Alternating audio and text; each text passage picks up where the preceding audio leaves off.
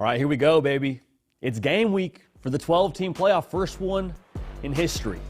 We got our predictions for round one today, our full game previews, full breakdowns. Also got some thoughts on what's going on in the portal, man. A lot going on over there. John Mateer, big dog from Washington State, quarterback over there. I think he is the most valuable game-changing player in the transfer portal. He's in there, all right? And we thought for a minute there, hey, this is a layup to Oklahoma, right? Miami starting to swing their sword a little bit, get in the mix. We'll talk about that. We'll talk about the portal. Hey, glad to have y'all here, man. It is Tuesday, December 17th, 2024. Last one on the face of the planet. We're feeling good today, man. Baby slept through the night, so we're feeling a little bit dangerous this morning. Cato Smith on the ones and twos. Got a lot to jump into, man. We're not going to waste too much more time. If you are new to the show, welcome. We're glad to have y'all here. College football, nothing but college football year-round. Make sure you're subscribed right here to the On3 YouTube channel. Make sure you're following on all the social platforms, all right? Instagram, Twitter, at JD PicKell. Want to hear from y'all on there. But, I mean, it's a good day. It's a very good day. Going to make some playoff predictions, some game previews. But before we get to that, we haven't been on the air together in a live capacity since Travis Hunter took home the Heisman Trophy. For those of y'all that were keeping track, this isn't a surprise. And, I mean, based on the Vegas odds, I think it was like minus 2,500 when that thing closed, so it shouldn't have been a surprise to anybody. But the pushback on Travis Hunter winning the Heisman Trophy has been, I mean, absolutely laughable, in my humble opinion. And I want to start here. Like, in the Travis Hunter Heisman Trophy discussion, I think in some ways it sort of starts out as a Colorado football discussion. And going into the year, you had two groups of people. You had one group that said, hey, I think Colorado is going to be really good. I think they'll be a team that contends for a Big 12 championship. Awesome.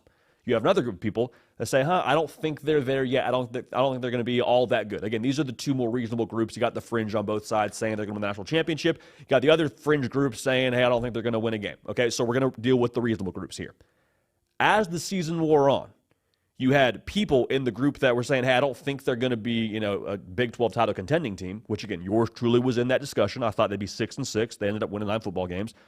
As you start to see more football, reasonable people say, actually, you know what? Colorado's pretty good. Let's give Deion Sanders credit. Let's give Travis Hunter credit. Let's give Shedeur Sanders credit. Let's give them credit for what they're doing in Boulder, Colorado right now. So you have that group start to morph into the other group. But as that group morphs into the other group, there's a part of the group that still wants to die on the hill of, you know what, I'm anti-Colorado, I'm anti-Deion Sanders, I'm anti-Travis Hunter. And so that whole discussion around Colorado, I think, in a weird way, sort of bled into the Heisman Trophy conversation around Travis Hunter to the point where, like, it didn't even feel like it was a conversation about football quite as much. And I'm not big on conspiracy theories, but, like, as you walked this thing through, like, I didn't know Ashton Jeanty had so many fans. I know we had so many Boise State just diehards around here with the way they talked about Ashton Jeanty. And the conversation that you heard a lot of, the pushback around Travis Hunter winning the Heisman, was like, hey, he didn't lead America in any stats. Like, that was the go-to tweet, the go-to reply in the comment section, the go-to cut down of Travis Hunter was he didn't lead America in any stats. And my first question is, like, this has never been a situation where you have to lead America in a stat to win the Heisman Trophy. Go look at Caleb Williams in his Heisman Trophy season. Austin Reed from Western Kentucky led America in passing. Caleb Williams was third. Where were all the Western Kentucky stands? Where were all the Austin Reed lifers, the diehards, saying he should have won the Heisman Trophy over Caleb Williams? I didn't hear it. When Bryce Young won the Heisman Trophy, he didn't lead the country in touchdowns. Like, so there's this, I think, moving goalpost around how you feel about Travis Hunter in Colorado and how you feel about him winning the Heisman Trophy. Like, you look at the numbers, man. Like, we need to look past the numbers if we want to have an accurate assessment of what he did this year. And I said it before, I'll say it again. What he did this season, we will never see again. We'll never see it again. I think it was generational. I think it was historic. And I think he set the precedent for what a two-way player truly is in college football. And the pushback is, well, JD, hey, Charles Woodson, man, like he played both ways, and he won the Heisman Trophy. Like, we're kind of seeing a similar version of that, right? No, we're not. Charles Woodson, while playing DB at Michigan, caught 11 passes during his Heisman Trophy season. Travis Hunter, while playing both ways truly for Colorado, had 14 touchdown catches. All right, Champ Bailey didn't win the Heisman Trophy, but he played receiver and had around 47 catches, I believe. Travis Hunter had over 90 catches on this season. Again, like what we saw this year from Travis Hunter playing truly both ways, we will never see again, and we haven't seen to this point in the history of college football. The pushback you hear, though, around stats is like, well, hey, where are the defensive stats, man? I don't see enough defensive stats. I don't see the interceptions like I want to see. I don't see the tackles where I want to see. If you truly watch football and know football, you know that the less active a cornerback is throughout the course of a 4-quarter football game, the better job they're doing. Caden Smith pulled this stat, man. 38 targets on the year against Travis Hunter. What does that tell us? We're not even going to bother throwing to that dude. And if we were going to try and throw at that dude, usually he's got the other guy covered, so we're not going to have a chance to throw at that guy. All right? So, like, that in itself should tell us how good of a corner Travis Hunter was this season. Like, just the numbers in general, you look at the graphic here around what he did this season. He's got a top 5 grade when it comes to coverage as a corner. He's one of the, obviously, he won the best defensive player of the year in college football in the Bednarik. Like, what he did this season is just absolutely filthy. Absolutely filthy. It will never be done again. The playoff conversation is one that I think is kind of interesting. People give a lot of credit to Ashton Jeanty for carrying his team to the to the college football playoff as a reason as to why he should have won the Heisman Trophy. And I'm not here to cut down Ashton Jeanty. What he did this year is absolutely historic. He's had, I think, in this season, any other year, Ashton Jeanty runs away with the Heisman Trophy. You just had a dude who was making history in Travis Hunter. But the conversation is, well, hey, what Ashton Jeanty did for Boise State and what Colorado didn't do this year, not winning the Big 12, not making the college football playoff, like that is an indictment on Travis Hunter and his Heisman Trophy in itself. Again, that's a silly conversation, but let's unpack it. Boise State last year won the Mountain West. Boise State last year, if you were to copy and paste this college football playoff format, would have been in that 12-team college football playoff discussion. Last year, Colorado won 4 football games. They won 9 this year. So we're not having an equal jumping off point here. Well, Travis Hunter should have carried his team to a college football playoff berth, and because Ashton Jeanty did, he deserves the Heisman Trophy. That's not how this works. That's not how this works. I'll take it a step further.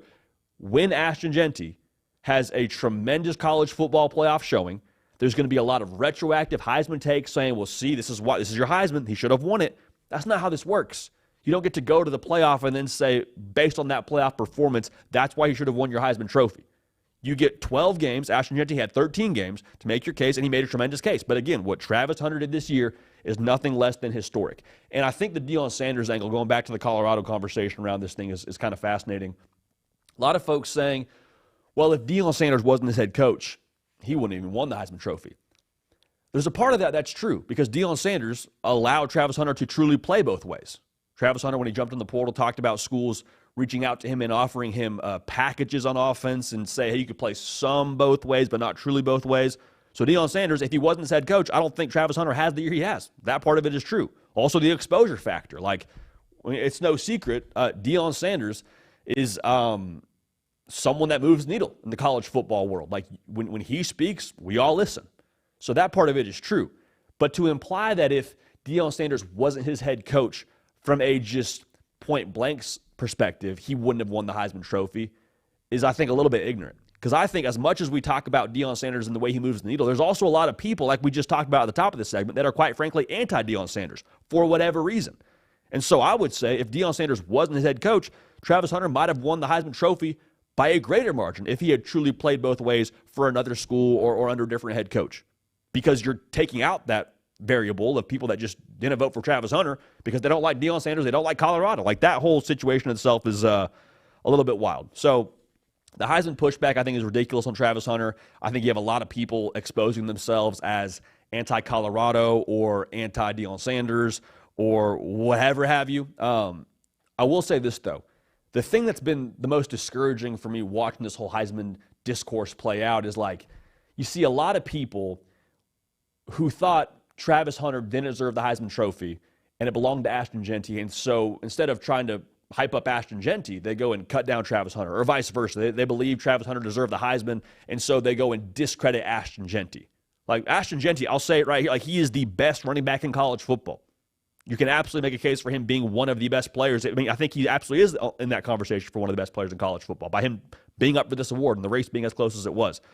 So to put a bow on this thing, they both had incredible seasons. Let's just enjoy the fact that we had them both in college football. Let's enjoy the fact that, as of right now, it looks like we'll get Travis Hunter for one more game. We'll get to see Ashton Jeanty run buck wild in the college football playoff. Like, that's awesome. Let's enjoy this. We don't have to cut either one of these guys down to to appreciate the fact that what they've done this year is nothing less than special. So, Travis Hunter, your Heisman Trophy winner, and again, for us, we feel like that was a layup of all layups based on what he did this year that we will never see again. Again, glad to have you all tuned in, man. Make sure you have subscribed to the channel if you have not already.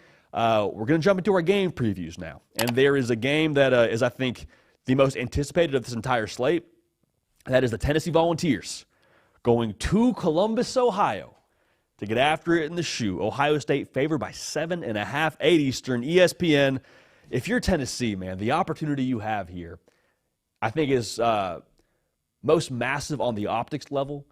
Because if Tennessee goes into Ohio State's house and beats them against what is, I think most people would consider the best roster in college football or right on par with the best roster in college football, I think the eyes of America are open to what I think a lot of people already believe in Knoxville, Tennessee, which is that Josh Heupel's building a freaking monster out there.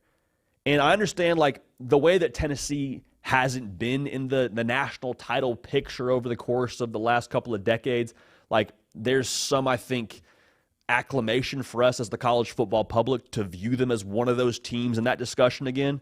But if you go beat Ohio State, like I just said, there is no more wondering, okay, what's Josh Heupel like? What's their ceiling? What can they accomplish? Ohio State's got a national title caliber roster. I'm not saying they win the national championship this year if they beat Tennessee, but like they have a team from a personnel perspective that is as good as anybody. So Tennessee beats them. You're saying, okay, well, what could Tennessee be here in the future? Now, I'll also say this. This defense is really good this year. I don't know that you can bank on having a generational defense like you do right now. Generational is overused. A really, really freaking good defense, elite defense, like you do right now in Knoxville. You got to make it happen right now. Like, will there be a window in the future for Josh Heupel and this team? I believe so. But, like, there's no time like the present. And you're going to Columbus, Ohio, and you got a college football playoff game, and this is going to be phenomenal. So go and get after it if I'm Tennessee. Now, Ohio State, it's sort of a different discussion for them. Y'all know the Shipwrecked movies. Like, there's a million. There's Castaway. There's a bunch of other Shipwrecked movies. Lost is not a Shipwrecked TV show, but you get the point.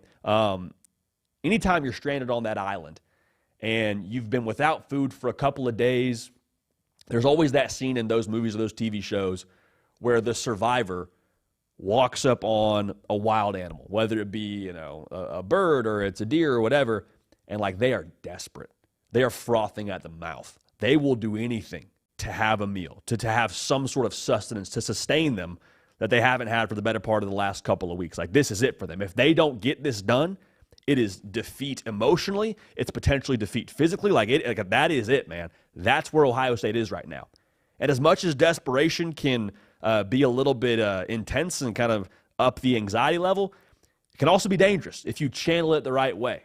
Like Ohio State, they're going to give everything in the tank to get it done in this game. Now, it's also worth noting, man, the Michigan game this past rivalry weekend, they were also desperate. So I think there's a fine line there of like desperate to the point of performative success, or it's desperate to the point of like we're playing tight, we're not ourselves, and then we end up having just a dumpster fire of a situation after losing at home to Tennessee. We'll see if that's the case. So that's really the point I want to start on with this whole game preview. Like, can Ohio State hit the detox button, man? Like, you cannot carry in a Michigan hangover to a game against Tennessee with how good that roster is, with how physical they are up front. Like, you can't spot them one quarter. If you do, it's going to be a very, very long day. You'll have to climb out of a hole. Not a situation you want to be in if you're Ohio State. I say that for the team. It also goes for that fan base. Like, if you're going to be at the game in Columbus this upcoming Saturday, like, lock in, man. I know the Michigan game sucks. I know you're upset with Ryan Day. I understand, but like, lock in, man, because you got a chance now to go on a 4-game run, win a national championship in the most difficult gauntlet in this whole college football playoff bracket, and remember this season in a totally different way. Like, lock in. If it's third down, you don't see the call you want, yeah, that's too bad, but guess what? You're going to get the ball back and you have a chance to go do something with it. Don't punt on this whole situation just because you don't have the momentum going into the spot that you maybe thought you would, especially after the Michigan game. So the vibes, the detox, it's got to be there. It's got to be there for Ohio State to have success. Now, the path to success for both these teams is really intriguing because I think it's very similar. Like, from an actual schematic standpoint, probably looks different. But, like, if you were to check the boxes for Tennessee and Ohio State to win a football game, I think they'd be as follows. Quarterback, both Nico Iamaleava, Will Howard. Let's have some vertical presence here about us, all right? Give me some fireworks downfield. Got to have it. In relation to that, you probably are able to then run the football effectively if you're able to loosen up that box a little bit. You want to probably, if you're the opposing defense, force the other quarterback to beat you. Like, I think if you're Coach Banks or Coach Knowles, either side of this thing, if you go home and saying, hey, man, Will Howard beat us, or hey, man, Nico beat us, you're like, that was the game we wanted to play. Like, if that's the way it goes, we're not happy about it, but, I mean, that was the game we wanted to play. So, for Tennessee, it's curious, I think, for me in this matchup because we talked about it a lot leading into this whole college football playoff field. The Tennessee offense is not your standard spread offense. Like, the way that they force you to prep, I think is very, very, or I know it's going to be very different than anything Ohio State has seen to this point in the year. Those wide splits force your secondary in a lot of situations to have to play on an island. And for Nico Iamaleava, we've talked about it a lot. Like, we need to see that vertical presence there because if you can just land one punch early on the mouth, guess what that does to your opponent? It would force Ohio State to have their hands up the rest of this fight. Playing a little bit of, not conservative defense, but you do, I think, then account for a lot more of what you are in the vertical passing game against Tennessee. And, again, if I'm Tennessee, like, I'm looking at that Indiana game. I'm looking at, I mean, really any game you want to talk about for Ohio State for the most part this year. The Oregon game, like, this secondary, as much as they have NFL talent, there's also some situations where you're like, oh, they're gettable. Now, I'm not saying that they're easy to beat, but they are gettable. Like, Davison Igbinosun, I think he leads the country when it comes to pass interference penalties. Like, test him and test him early. And that's not me disrespecting Igbinosun. It's like, hey, that guy's got to answer the call to action. Because if we can get a free 15 every other play, like, we'll take that in a heartbeat. So I don't want to oversimplify that. But I do think, again, going back to my point, if Tennessee can get something going vertical, especially early in the game, you force Ohio State to then adjust. And at best, they mellow out. At worst for them, they have to add extra attention to the secondary. And at that point, Dylan Sampson, let's get after it, baby. Let's tote the rock. And if I'm Tennessee, I watch that Michigan game, and I'm like, man, we can do what Michigan did to them. Like, Michigan, obviously, a smash-mouth outfit. There's some extra emotion going into that one for them. It's extra personal, but, like, we're averaging over 200 yards a game on the ground as a team. We can impose our will the way that Michigan did. And Nico Iamaleava, he's probably going to go for more than 60 yards passing against Ohio State and probably throw less than 2 interceptions. Again, you're hoping that stat line isn't better than that. That stat line was good enough to beat Ohio State from Davis Warren at Michigan. So that's something to watch. I think that whole game flow with what Tennessee's able to do offensively is going to be absolutely crucial. And the way they address those wide splits from Tennessee is going to be something I'm really monitoring. Now, for Nico, it's also going to be crucial to be able to process this Jim Knowles mad scientist defense, all right? Because we talk a lot about how much they are a rule breaker defensively. They bring pressure when it looks like they're not supposed to bring pressure. They really force you to be on your P's and Q's and know where your outs are if you're the quarterback. If I'm Nico Iamaleava, I'm expecting the kitchen sink every single play. I want to know where all my life preservers are. I see pressure coming. I got to outlet right away. Like, giving him answers, if I'm Josh Heupel, might be the story of this whole game when it comes to what they do offensively.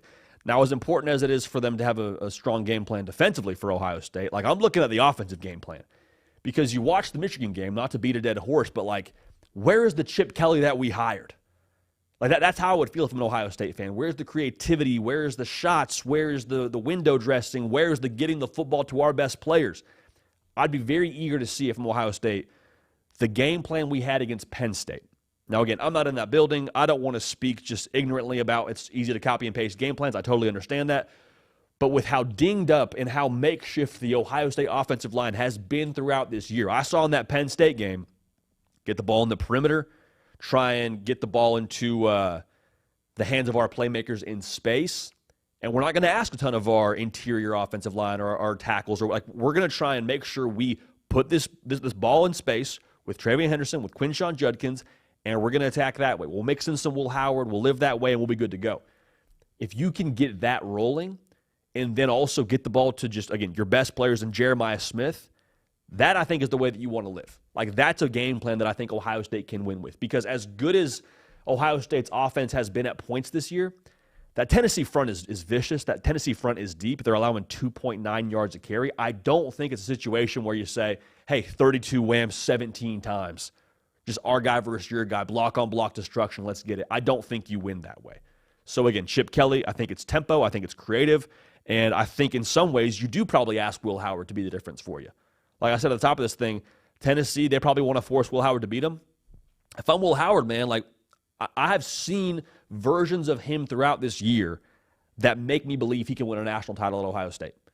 Like he is, and the Oregon game is a great example. Everyone's going to look at the last play, and he had poor situational awareness and slid when he, probably should have got down earlier. I saw that dude go for over 300 yards against a really good Oregon defense. Like he has it in the tank. So in this spot, again, you got to take care of the football. You got to be careful not to make that play that ends up losing the game. But at the same time, man, let it rip. Let it rip and get the ball to Jeremiah Smith. If Jeremiah Smith leaves this game with 35 receiving yards, Ohio State will lose this football game. So, factored into that, the prize pick square that I love, I mentioned the run game. I want to see Will Howard cook a little bit with his legs. His prize pick square is 10.5 rush yards, code hard count, $5 in lineups, gets you $50 in promo funds when you use that code, so thank you for that. We'll take the more for Will Howard on the 10.5 rush yards. I love that for him. So it's kind of time for our prediction now, isn't it? Listen, we went back and forth on this one for a while. I think this is a game where either way, I would not take Ohio State to cover. That 7.5 number was a little bit shocking to me, especially with what Ohio State is coming off of in their loss against Michigan. Here's the thing that I can't shake. I mentioned desperation at the top of this thing. When you're desperate, man, you do things that are beyond your ability. And Ohio State is extremely desperate right now. And if Ohio State were to lose this football game, I think Ryan Day is probably fired. Now, it's not something that I would do if I were in charge in Columbus. Not something I think would be a good move, but just that's the job, man. That is the job. And so to lose to Michigan and then lose to Tennessee 2 games in a row, like this is it. This is it if I'm Ryan Day. So with them being as backed into a corner as you could possibly be, I will take the more desperate team at home. I will take what is, I believe, by a somewhat small margin, the more talented roster, and I will take Ohio State to win this football game. I'll take them by a field goal, man. I don't know if it's a walk-off field goal, but I'll take them by a field goal, 27-24 in Columbus. Ohio State, a little bit of a scare. It's a great push. I think they circle the wagons. I think they get it done and beat Tennessee in that first round of the college football playoff to advance. And who's waiting for you there? The Oregon Ducks. So we'll take Ohio State to win. Ohio State to cover, Ohio State not to cover. Tennessee to cover. And in that way, if you're Ohio State, catch your breath a little bit. Catch your breath. If I'm Ryan Day, hit the reset button and say, okay, we got that out of our system. The Michigan loss is behind us. Tennessee's a better football team than Michigan. We beat them. What can we go accomplish now? Got a rematch with the best team in America in the Oregon Ducks. So that's one now that, the implications of that one. If Ohio State loses, I just mentioned, that may be the story that overshadows some of the college football playoff is like, what's Ohio State doing at head coach? It sounds a little bit bleak, a little bit morbid to say, but I think that's the reality for you. Clemson going to Austin, Texas. Texas favored by 11.5, 4 p.m. Eastern, DKR on TNT. Quick sidebar here. What would it take to get the Inside the NBA crew on this game? Just asking for a friend like Ernie Johnson and Charles Barkley on the call. I don't even care they're basketball guys. I think that'd be electric, but I digress. If you're Clemson, man, you backdoored your way into this deal. You're not apologizing for it. Dabo's using the portal, and more power to him. This is house money for you, man. And I don't say that in a condescending way. I mean that in the best way possible. Like, if we got house money and we're just rolling, like, let's go, dude. I like the confidence, the vibes, like all that. We got nothing to lose, man. We're the 12 seed. We lost 3 football games, won our conference on a 55-plus yard field goal and got in this deal. Like, let's go. Also worth noting now, Dabo Swinney, for all of his naysayers, one of the only coaches in this college football playoff field of 12 teams that has a national title to his name. Kirby Smart obviously being the other one in this deal. So I think Clemson, because of the way they got into this thing, is extra dangerous. And Cade Klubnik, now it's worth noting, last time him and Quinn Ewers showed off on a football field in the Texas State Championship, Klubnik, they beat Quinn Ewers. So you wonder if maybe there's a little bit of extra swag, a little bit of extra edge for the folks from Clemson rolling into Austin. Now, for Texas, I mentioned that state title game that I'm sure for Quinn Ewers, you would hope it's a little bit personal. But like for Texas in general, man, I hope it's personal for that operation.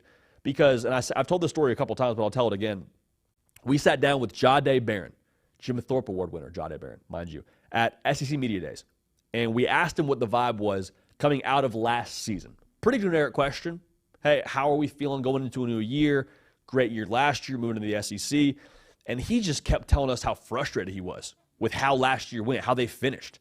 Like I said, I mean, the way he said, he's like, we're pissed. We're pissed off the way it finished. We think we deserve to win a national championship, and we didn't get it done last year. So now, for all that frustration, you have a chance now to host a college football playoff game. You're double-digit point favorites. I hope it's personal. Because for Texas now, the last time we saw them play a personal brand of football, or an edgy brand of football is a better way to say it, against Texas A&M, they look like the dominant team. They look like a national title caliber kind of team. Do they bring it in this spot? Sure hope so. Sure hope so from a Texas fan. For Clemson, man, I'm excited to see what they do offensively. Because, again, if I'm playing with house money and I got that confidence, like I am emptying the clip. You hear us say that a lot on this show when it comes to offensive game plans. Garrett Riley, baby. Let's do it.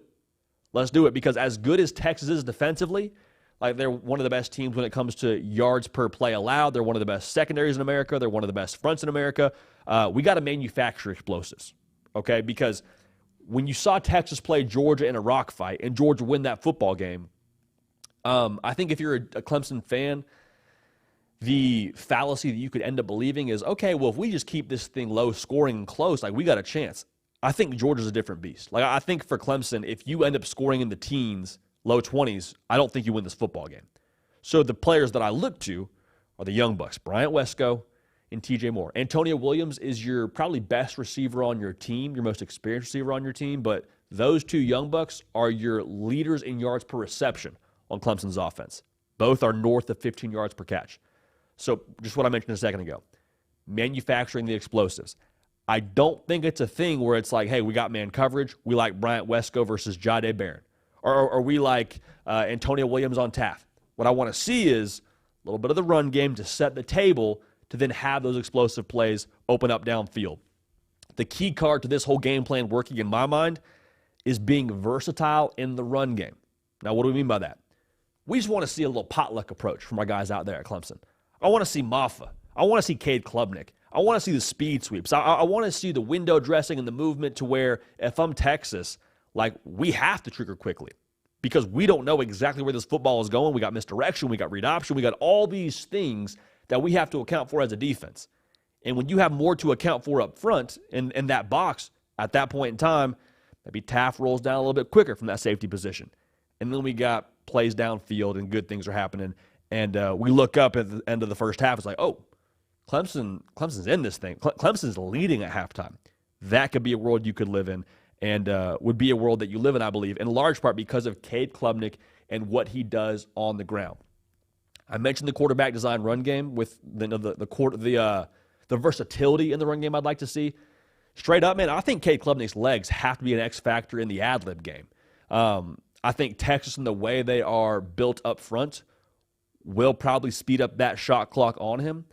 As good as that secondary is, if Cade Klubnik's able to ad-lib a little bit and break contain, and they get to the what I would call the second play, where, hey, we have it dialed up, we got the right coverage, the right blitz, but Cade Klubnik's out the back door, his eyes are downfield, and we got receivers breaking off routes in the scramble drill, that's the second play where I think Clemson could have a lot of success. So I think you need some of that. Now, Texas has a chance to make all of what I just said nonsense if they can start fast. And I don't mean to oversimplify it, but like Clemson, I think, to win this football game would have to have a spark that fans into a flame that burns into the third quarter. Texas starting fast puts the pressure on Clemson to be a one-trick pony. And what I mean by that is, like, if I'm Quinn Ewers and we come out dialed, baby, like we're up 17-0 end of the second quarter, Clemson then has to go into, we got to throttle mode. Like we got to start pressing the ball downfield. We have to start open it up a little bit more. We don't get to have any mystery in our play call. Like you do, but you don't. Like at the end of the day, we know you have to be explosive. You got to find points quick, fast, and in a hurry. If that's the way that you live, this Texas defense is far too good to allow you to win a football game in that fashion. So what would that require? The hinge point for us on this show is Quinn Ewers putting it all together, man. And I have waited really since week 2 to see Quinn Ewers from the big house against Michigan again this season. You sort of saw it a little bit against Texas A&M. Now Quinn Ewers still a bit dinged up, and he had the ankle you hope is in the best spot it's been since it being healthy in this game. If you're going to go ahead and give me like the Quinn Ewers movie, this would be the scene where he puts it all together, where he trots out there and he goes for over 300 yards, no picks, 3 touchdowns, and like Texas is on fire because of him in that sense. I know Arch Manning is going to be a conversation that's had throughout this college football playoff, deservedly so. He adds something extra in the run game. This isn't the Arch Manning game to me. It's not. Like, this is the let's attack that secondary. Let's get all the gears totally greased with our receiving core and have them be a difference maker in this spot because of Quinn Ewers being in rhythm, being on his P's and Q's, and having his best spot in the spot you got to have it, which is the college football playoff with Clemson coming to your spot. So if he's not having that dialed in, the concerning thing for me is, well, then this game is probably a little bit more street fightish. Let's go ahead and say Quinn Ewers in his stat line is somewhere in the 210-yard range. Let's say he's 1 touchdown, 1 pick. You can win with that stat line, but the thing that concerns me is how propped open the door is then for Clemson in that predicament. Because what that probably means is just what I said, Quinn Ewers turned the football over. More importantly, you're playing into the strength of what the Clemson defense is, in my opinion, which is that front 7. They want to trigger quickly. They want to let Peter Woods go eat up front. They want to let Barrett Carter eat up. Like they got dudes now that can legitimately fly to the football and force the issue for you.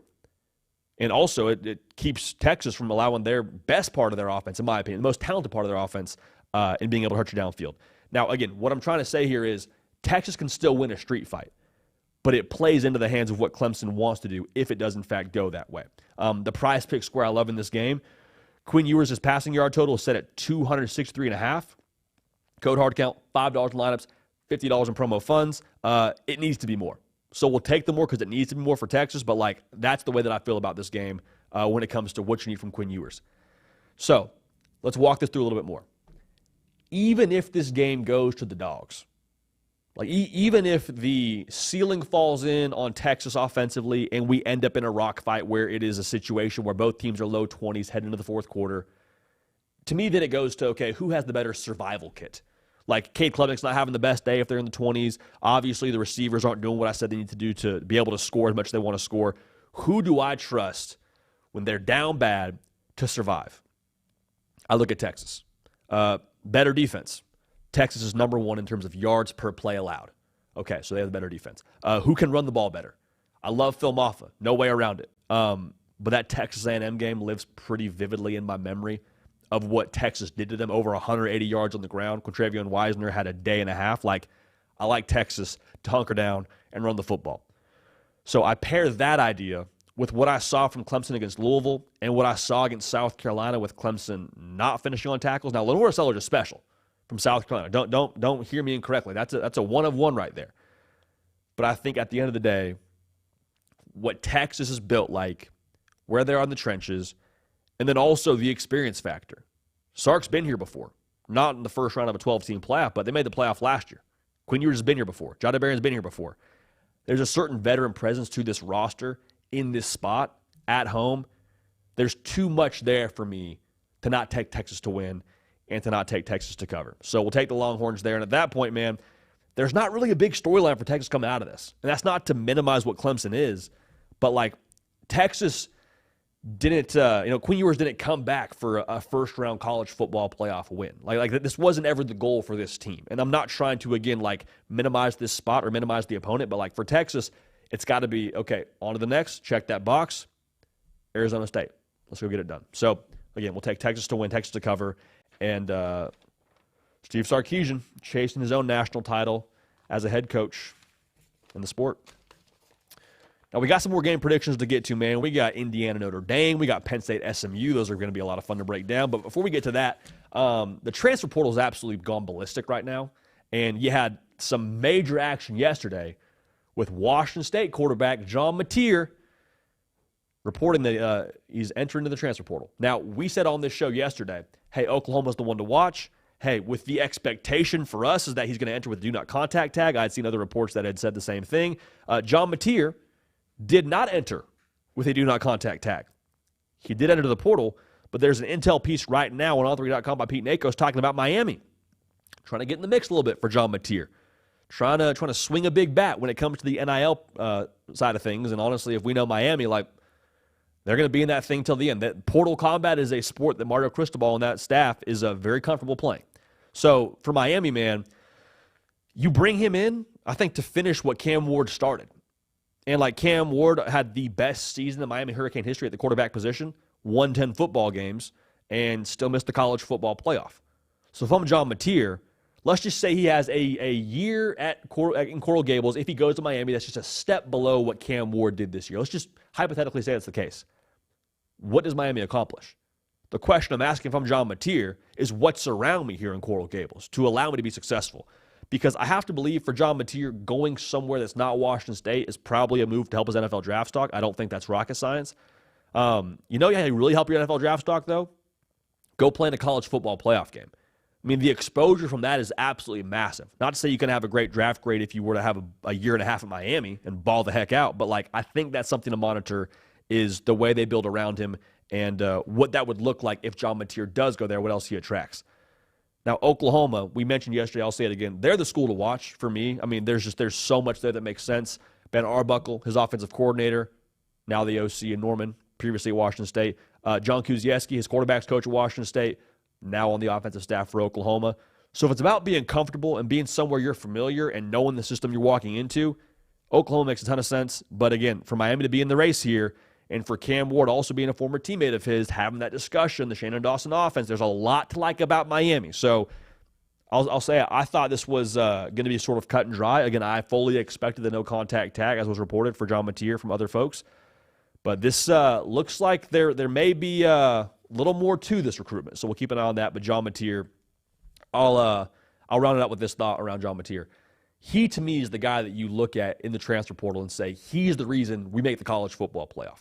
Whether it's Oklahoma or Miami, you view your postseason win total. I have to imagine Vegas probably sees your postseason win total differently with him at quarterback for you. He's that good. He's that special. He's the piece of the puzzle here in the transfer portal that truly moves me if I'm talking about this transfer portal quarterback crop. So we'll keep an eye on that one. And obviously have more thoughts for you around John Mateer's recruitment as that thing develops and progresses. Jackson Arnold, formerly at Oklahoma, sending the caller out there. Over the weekend, he commits to Auburn. And this was one that I don't know that we didn't see coming because I personally thought Mississippi State was going to be the spot for him just because of Jeff Lebby being out there, his former OC, and now being the head coach at Mississippi State. But Jackson Arnold going to the Plains. I like the fit from a schematic perspective. One of the things we loved about Jackson Arnold out of high school for our staff here at On3 was the quick release that he brought to the table. And the RPO, man, it's about making quick decisions, get the ball out of your hands fast. I wouldn't sell my stock on him based on what happened last year at Oklahoma. We've said this many times, but I'll say it one more time. Last year at Oklahoma, the circumstances around Jackson Arnold, I think, are hard for anybody to win with. Brand new offensive line in the SEC. Your receiving core is supposed to be your fastball. It's dinged up every single week. I was more impressed by Jackson Arnold with how he responded to adversity because he's 5-star plus, supposed to be the guy. And then he ends up getting to, the spot that it was for him against Tennessee, and he gets benched. Prime time, Herbie and Fowler on the call, he gets benched. What would that do to anybody's psyche? Have to imagine, at best, it bruises it. At worst, it crushes it. Jackson Arnold then later on in the year is called upon to go in and help Oklahoma win football games, and he did just that. Beat Alabama. I don't think the folks in Auburn, Alabama are forgetting that fact as well. So I was impressed by the way he responded. I think there's a lot to this kid to where he was billed as a 5-star product out of high school for a reason. I'm very curious to see how he translates in this Auburn system under Hugh Freeze. Also worth noting, Auburn taken not one but 2 portal quarterbacks, and Ashton Daniels from Stanford. So I don't know what that situation will look like when it comes to how they divvy up reps in the spring, but I have to imagine Jackson Arnold's brought in to be QB1. But having 2 portal quarterbacks, if I'm Hugh Freeze, not a bad insurance plan. Not a bad way to go about business. And then, by the way, you got Deuce Knight entering as a true freshman. So vibes should be pretty good in Auburn, Alabama. And should be a good quarterback room, which will be fun to watch. Michael Van Buren, speaking of quarterback rooms, he's going from Mississippi State's quarterback room to LSU's quarterback room. And, man, this dude can ball.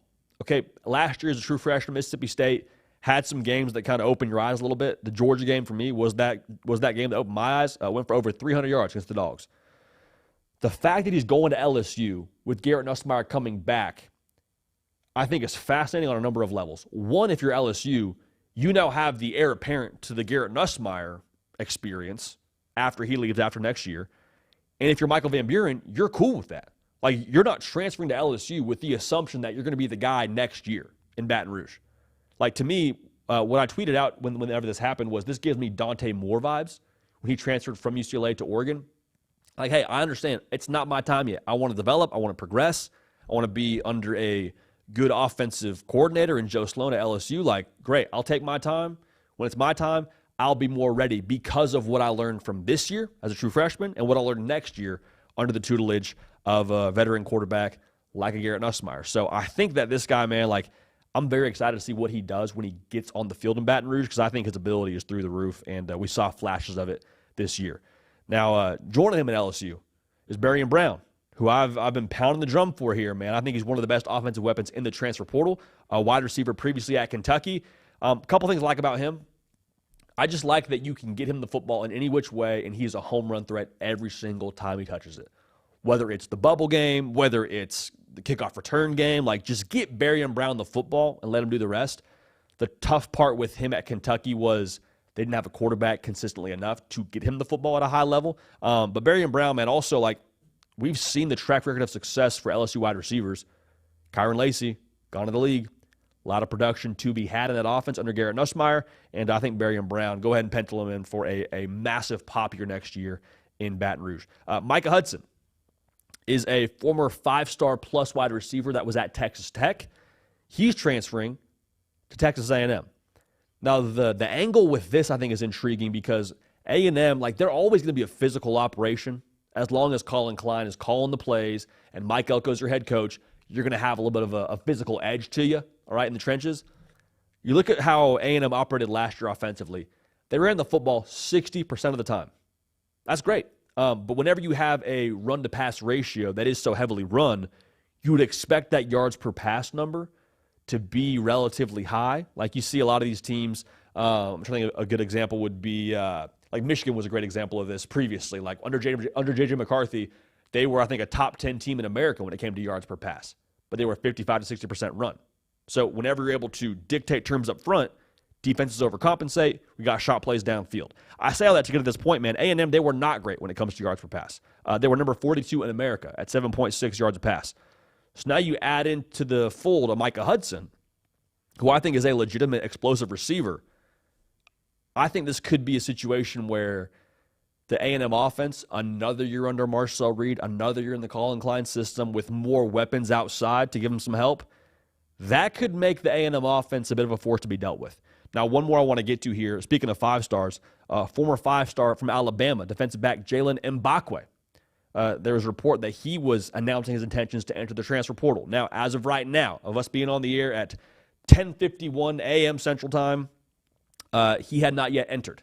So we'll see if he does, in fact, enter. But the conversation around Mbakwe is, I think, a little bit more macro. Like, this is one of several Alabama announcements to enter the transfer portal.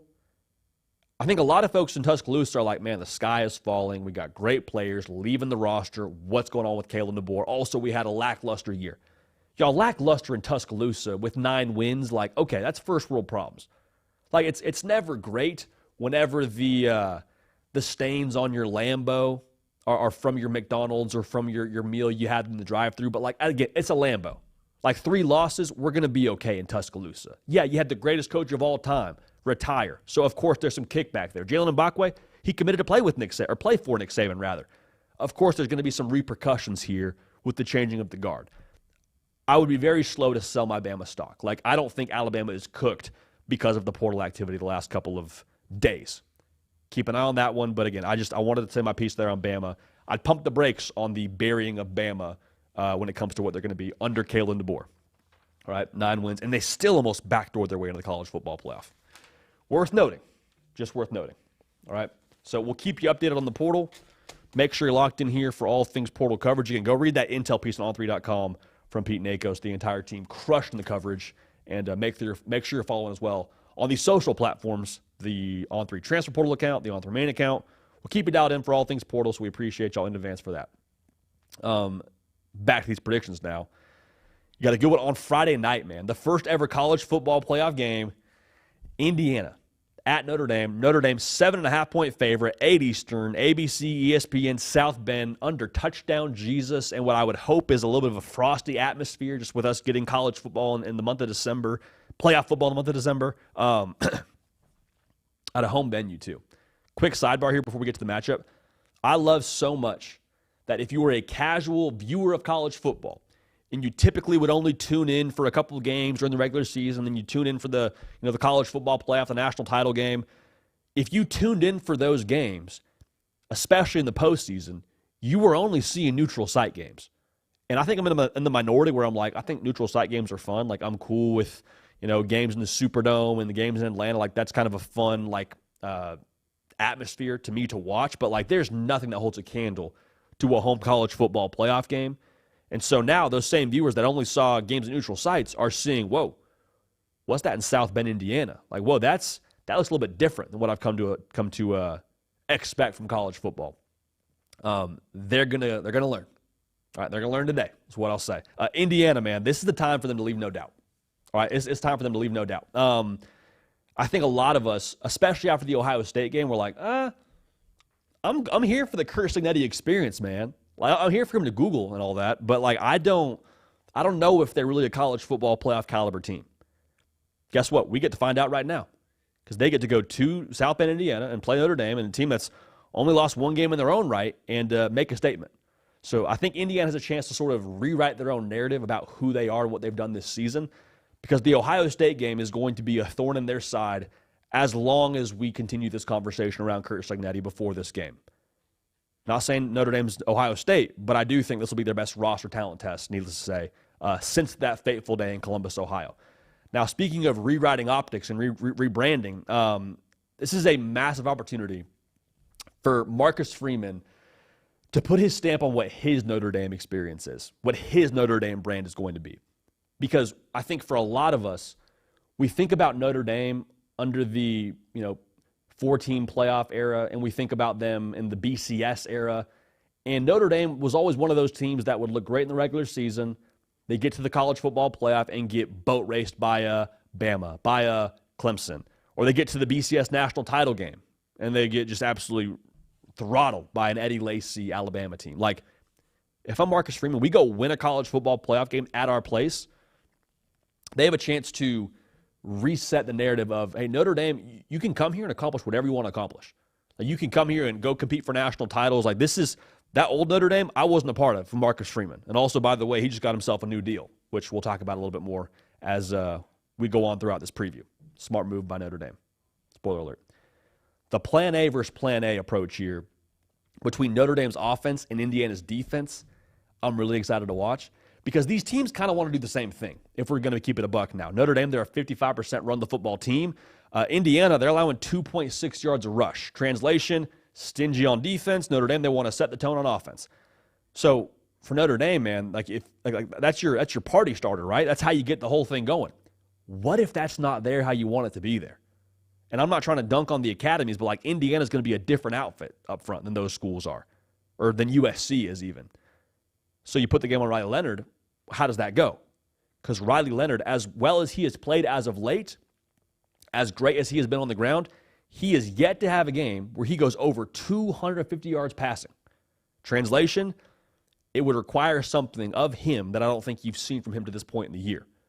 Now, the whole X factor within this is I think arguably one of the most explosive players in this entire college football playoff field is Jeremiah Love, running back from Notre Dame. He's averaging 8 yards a touch. You feed him the football. You go home, if you're Notre Dame, win or lose, and you say, we let Jeremiah Love have as much of an impact on that game as humanly possible. I know he was dinged up previously. Sounds like he's healthy and ready to go. So the responsibility then falls on Indiana. How do you game plan for that? Because this isn't just your run-of-the-mill, give it to Jeremiah Love, get him 3 yards in the cloud of dust. It is split him out, get him in space, got the screen game, got obviously the slashing kind of inside zone run game for him. They're gonna let him cook is the hope.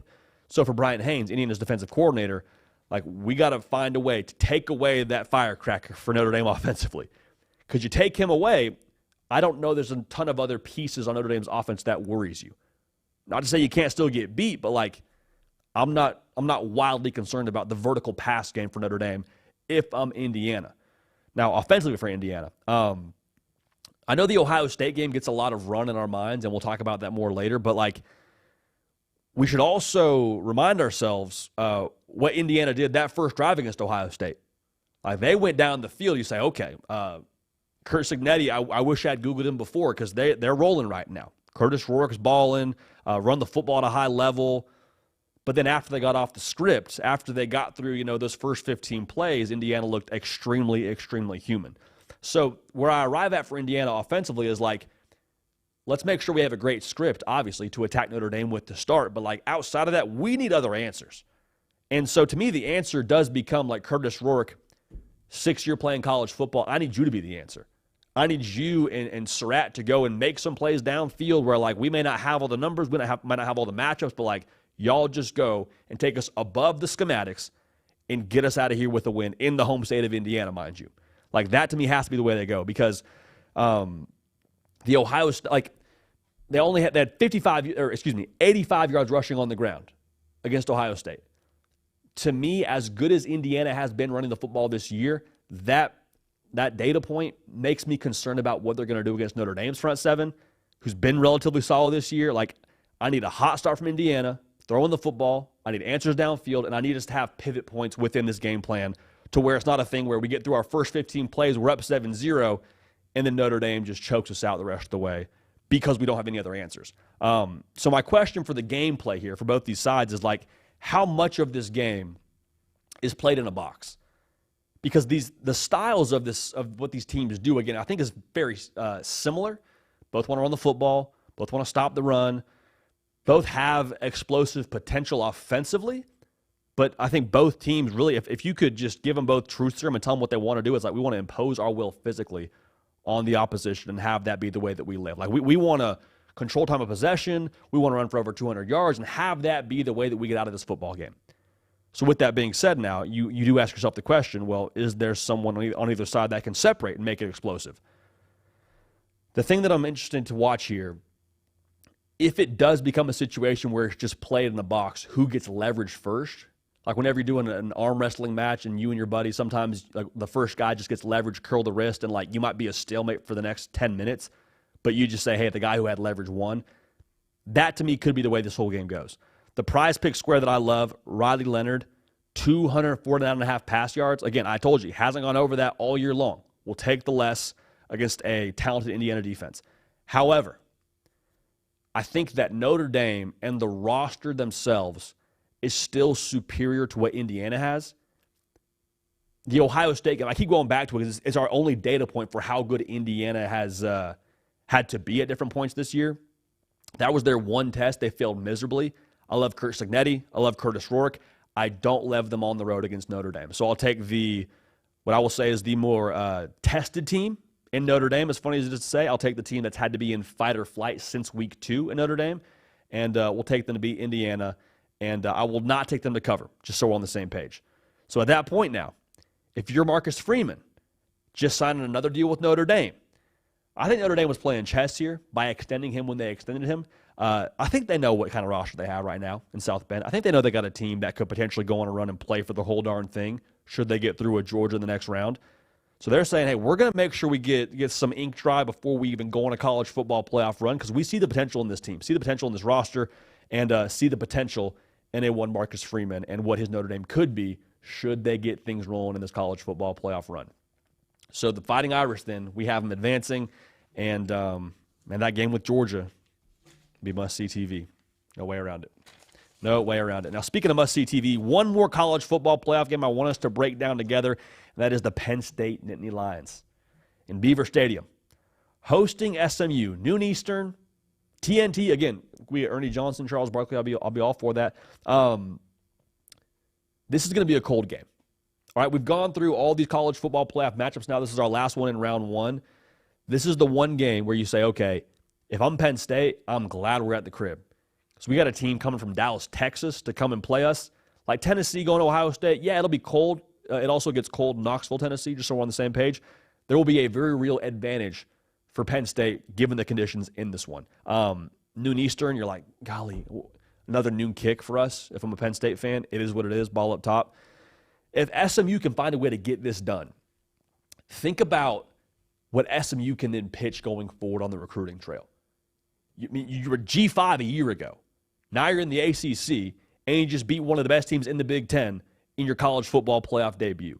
Like, I think the juice that Rhett Lashlee will be working with, we know they got NIL out there. SMU, I think, in a lot of ways, you hear the words sleeping giant thrown around kind of casually in college football. Like, if SMU is able to beat Penn State, everyone's on red alert of who SMU is and what they're capable of going forward here. Now, for Penn State, this is their chance under James Franklin to rewrite what's been said about them for a long time. And you kind of sense a trend here if you've watched the entire live show. A lot of optics, a lot of rebranding, rewriting narratives. But like for Penn State, I think it's 100% true. Because what has been said about James Franklin? He can't win the big game. Say what you want about SMU and say what you want about the spread with it being 8.5 favoring the Nittany Lions. This is a big game. This is, I think, as big a game as James Franklin's had being the head coach at Penn State. So you can get that monkey off your back in round one. I think there's some exhale. I think there's some renewed juice. And I think there's some momentum, obviously, to carry you forward in a game where you'd play then a true G5 team in Boise State. And who's to say Penn State doesn't go on a run? Now, for that to happen, you got to stop the SMU offense. And if you have not yet watched Kevin Jennings and Brashard Smith play football, I would encourage you to do so. Quarterback for SMU, running back for SMU, they're special, man. They are electric as it gets when it comes to two dudes making plays in the backfield. The matchup I cannot wait to watch is that backfield versus Abdul Carter, who is just an absolute hunter at linebacker for Penn State, rocking number 11, which y'all know they don't give out number 11. You get to wear the sticks at linebacker, you're different.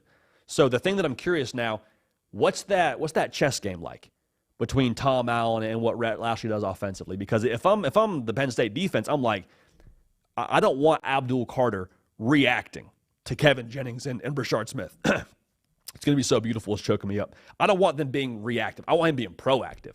Like, I want that dude who can absolutely hunt to go get after him, and I want it to be a situation where we're giving him green light, go get after him, force the issue, because as much as I love SMU and what they've done this year, like, there's only one Abdul Carter that exists in college football, and he plays for Penn State. And he can truly wreck the game for you if he's able to get you off script.